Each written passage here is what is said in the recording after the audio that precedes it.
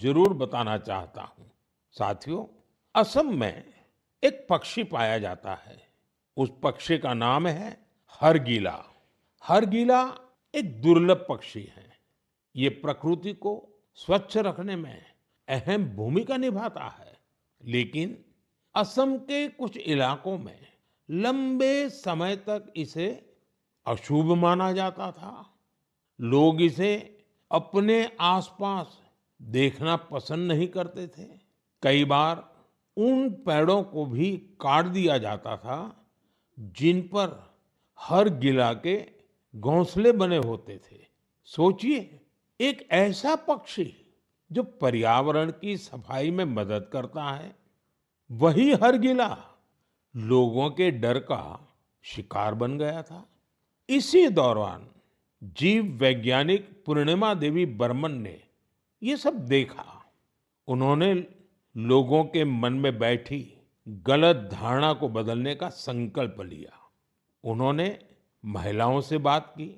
उन्होंने लोगों को विज्ञान के आधार पर समझाया। धीरे धीरे महिलाएं इस अभियान से जुड़ने लगी। फिर एक बड़ा बदलाव शुरू हुआ। जिस पक्षी को कभी अशुभ मानकर भगाया जाता था, वही गांवों की पहचान बनने लगा। हजारों ग्रामीण महिलाएं हरगिला को बचाने के लिए आगे आई। आज उन्हें हरगिला आर्मी के नाम से जाना जाता है। इन महिलाओं ने समाज के साथ संघर्ष भी किया। समाज को समझाने के लिए दिन रात काम किया और अंधविश्वास को पीछे छोड़ करके रहे। उन्होंने दिखाया है, जब सही जानकारी पहुंचाई जाती है तो वर्षों पुरानी सोच भी बदल सकती है। साथियों, मैं अक्सर कहता हूं, जो खेलता है वो खिलता है। आज देश में ऐसे युवाओं की संख्या बहुत तेजी से बढ़ रही है, जो खेल भी रहे हैं और खिल भी रहे हैं। पहले की तुलना में अब कहीं अधिक युवा खेलों को कैरियर के रूप में अपना रहे हैं।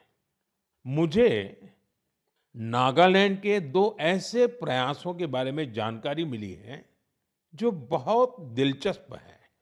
पहला प्रयास है नागालैंड बेबी लीग। नाम सुनकर आपको जरूर लगता होगा कि ये बहुत छोटे बच्चों की कोई साधारण लीग होगी, लेकिन ऐसा नहीं है। ये 5 से 10, 12 साल की आयु के छोटे छोटे बच्चे, फूल जैसे बच्चों की एक असाधारण लीग है। और इन बच्चों के फुटबॉल खिलाड़ियों की एक ऐसी लीग है जो उनकी रफ्तार को और प्रतिभा के लिए उनको प्रेरित भी करती है और उनकी पहचान भी बनाती है। इसकी शुरुआत नागालैंड के अधिक से अधिक बच्चों को फुटबॉल से जोड़ने के लिए हुई थी। 5 से 12 वर्ष तक के लड़के और लड़कियां इसमें हिस्सा ले सकते हैं। ये लीग अब अपने 3 वर्ष पूरे कर चुकी है। इस लीग का बच्चों के मन पर बहुत अच्छा प्रभाव पड़ा है। साथियों, नागालैंड में एक और अच्छा प्रयास हो रहा है। इसका नाम है नागालैंड विमेन फुटसल लीग। हो सकता है आपके लिए ये फुटसल एक नया नाम होगा। मैं आपको बताता हूँ, फुटसल को इंडोर फुटबॉल भी कहा जाता है। इसमें एक टीम में केवल 5 खिलाड़ी होते हैं। खेल का मैदान भी फुटबॉल के मैदान से बहुत छोटा होता है। इस कारण खिलाड़ियों को तेज फैसले लेने होते हैं। उन्हें अपनी टेक्निक और स्किल का बेहतर इस्तेमाल करना पड़ता है। नागालैंड की विमेन फुटसल लीग हमारी बेटियों को अपनी प्रतिभा दिखाने का अच्छा अवसर दे रही है। मैं ऐसी पहलों के लिए नागालैंड के लोगों की सराहना करता हूँ। ऐसे प्रयास देश के दूसरे हिस्सों को भी प्रेरणा देते हैं। साथियों, ये टेक्नोलॉजी का युग है। हर दिन नई रिसर्च हो रही है, नए नए एआई इनोवेशन सामने आ रहे हैं। इस दौर में एक सवाल बहुत महत्वपूर्ण है, लोगों की क्रिएटिविटी को कैसे बचाए रखा जाए। नई टेक्नोलॉजी के साथ आगे बढ़ते हुए हम अपनी जड़ों से कैसे जुड़े रहें, इन सवालों का समाधान खोजा है नालंदा विश्वविद्यालय ने। हजारों साल पुरानी हमारी नालंदा विश्वविद्यालय अब नए अवतार के रूप में भारत का भाग्य गढ़ रही है। 2 साल पहले मुझे नालंदा विश्वविद्यालय के नए परिसर के लोकार्पण का अवसर मिला था। नालंदा विश्वविद्यालय ने शास्त्रार्थ की हमारी प्राचीन परंपरा को फिर से जीवन किया है। शास्त्रार्थ केवल अपनी बात रखने का माध्यम नहीं है, ये वाद, संवाद और मंथन की एक अनुशासित प्रक्रिया है। इसमें तर्क के साथ, तथ्य के साथ अपनी बात कहना बहुत जरूरी होता है और उसमें आपकी महारत होनी चाहिए। दूसरों के विचारों को धैर्य से सुनने और समझने की सीख भी इस शास्त्रार्थ की प्रक्रिया से मिलती है। मुझे खुशी है कि नालंदा विश्वविद्यालय ने इसे अपने दीक्षांत समारोह का हिस्सा बनाया। इसमें भाग लेने वाले करीब आधे स्टूडेंट्स अन्य देशों से आए थे। एक प्राचीन परंपरा को आज के समय से जोड़ने का ये प्रयास बहुत सराहनीय है। मैं इसके लिए नालंदा विश्वविद्यालय को बहुत बहुत बधाई देता हूँ। मैं देश के दूसरे विश्वविद्यालयों से भी आग्रह करूंगा कि वे ऐसी पहल पर विचार करें। साथियों, जड़ों से जुड़े रहकर युवाओं को नई टेक्नोलॉजी के लिए तैयार करने का एक और अच्छा प्रयास हो रहा है। दिल्ली में स्थित central Sanskrit university artificial intelligence और डेटा साइंस में बीटेक प्रोग्राम शुरू करने जा रही है। ये आधुनिक टेक्नोलॉजी को भारत के पारंपरिक ज्ञान से जोड़ने की दिशा में एक महत्वपूर्ण कदम है। इससे भारतीय भाषाओं के लिए नए एआई टूल्स तैयार करने में मदद मिलेगी। हमारे प्राचीन ग्रंथों और पांडुलिपियों को डिजिटल रूप में संरक्षित करने के काम को भी नई गति मिलेगी। मैं सेंट्रल संस्कृत यूनिवर्सिटी को इस प्रयास के लिए बहुत बहुत शुभकामनाएं देता हूं। साथियों, आज भारतीय संस्कृति दुनिया के अलग अलग हिस्सों तक पहुंच रही है। हमारे गीत, संगीत और आध्यात्म को दुनिया भर के लोग जान रहे हैं और अपना रहे हैं। भारत से हजारों किलोमीटर दूर कैरिबियन सागर में डोमिनिकन रिपब्लिक नाम का एक देश है। वहां भारतीयों की संख्या करीब 100 है, शायद उससे भी कम होगी। इसके बावजूद भारतीय संस्कृति और अध्यात्म से जुड़ा एक बहुत अच्छा प्रयास वहां हो रहा है। वहां स्पेनिश बोलने वाले कुछ लोगों ने एक टीम बनाई है। इस टीम का नाम है ब्रह्म कमल डोमिनिकाना। टीम के सदस्य मिलकर वैदिक साहित्य का अध्ययन करते हैं। वे वैदिक मंत्रों का उच्चारण भी सीख रहे हैं। उन्हें इसकी कोई फॉर्मल ट्रेनिंग नहीं मिली है, लेकिन उन्होंने ऑडियो रिकॉर्डिंग सुनकर वैदिक मंत्रों का सही उच्चारण सीखा है।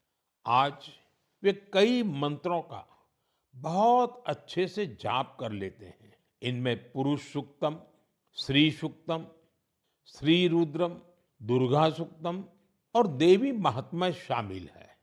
भारत से इतनी दूर रहकर हमारी परंपराओं को सीखने का उनका ये प्रयास बहुत प्रेरक है। मैं ब्रह्म कमल डोमिनिकाना वहाँ के सभी सदस्यों को उनके प्रयासों के लिए शुभकामनाएं देता हूँ। मैं ऐसे सभी लोगों की हृदय से सराहना करता हूँ जो भारतीय संस्कृति को दुनिया भर में लोकप्रिय बनाने के लिए निरंतर प्रयास कर रहे हैं। मेरे प्यारे देशवासियों, मेघालय की पहचान बादलों से है, खूबसूरत नजारों से है। जो मेघालय जाता है, उसे वहाँ के लोगों का अपनापन भी लंबे समय तक याद रहता है। लेकिन मेघालय की एक और विशेषता है, जिसकी मैं आज मन की बात में आपसे चर्चा करना चाहता हूँ। ये है मेघालय के रूट ब्रिज। रास्ता वाला रूट नहीं, जड़ों वाला रूट। इन रूट ब्रिजों की कहानी बहुत रोचक है। ये ब्रिज कुछ दिनों या कुछ वर्षों में नहीं बनते। इन्हें तैयार होने में कई दशक लगते हैं। रबर के पेड़ों की जड़ों को धीरे धीरे दिशा दी जाती है। इन जड़ों को जल धाराओं के पार ले जाया जाता है। समय के साथ वही जड़ें एक मजबूत ब्रिज का रूप ले लेती हैं। इन ब्रिजों की एक और विशेषता है, ये जीवित ब्रिज है। समय बीतने के साथ ये और मजबूत हो जाते हैं। इनमें मेघालय के लोगों की सृजनशीलता दिखाई देती है। इनके पीछे वर्षों का धैर्य और प्रकृति के प्रति गहरा सम्मान है। ये ब्रिज बताते हैं कि मनुष्य प्रकृति के साथ मिलकर कितनी अद्भुत चीजें बना सकता है। ये हमारे देश की इस धरती की धरोहर है। अब भारत ने मेघालय के रूट ब्रिजों को UNESCO world heritage site network में शामिल कराने के लिए आवेदन किया है। साथियों, क्लाइमेट चेंज के कारण इन रूट ब्रिजों के सामने कई चुनौतियां भी आती हैं। ऐसे समय में मेघालय के लोगों ने इस प्राकृतिक धरोहर के संरक्षण की जिम्मेदारी भी बखूबी निभाई है। पहले ये पता लगाना भी आसान नहीं था कि ऐसे ब्रिजों की संख्या कितनी है। स्थानीय लोगों ने खुद इनकी गिनती शुरू की। इसके बाद समुदायों ने इन ब्रिजों की देखभाल की जिम्मेदारी भी संभाली। आज स्थानीय लोग 120 से अधिक रूट ब्रिजों की देखरेख कर रहे हैं।